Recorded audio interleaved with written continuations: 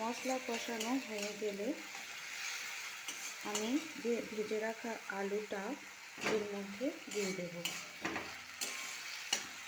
আপনারা দেখতে পাচ্ছেন মশলাটা তেল ছাড়ার মতো হয়ে গেছে।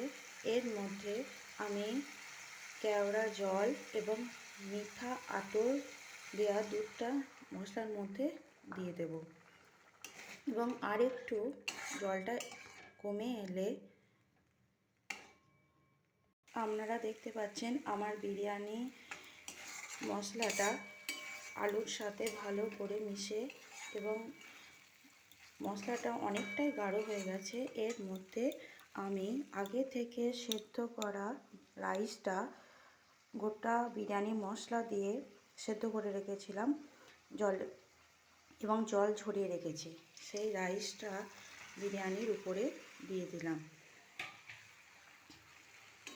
এবং এটা হালকাভাবে আস্তে আস্তে মেশাতে হবে এবং তার উপরে নুন আর একটু সামান্য মিষ্টি আমি দিয়ে দিলাম।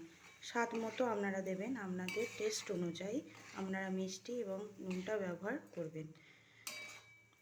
উপরে বেরেস্তা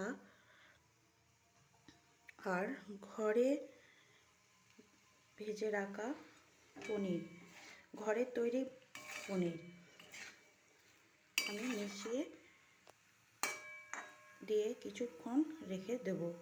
আমার বিরিয়ানি রেডি। নামানোর আগে একটু ঘি আর গরম মশলা অ্যাড করব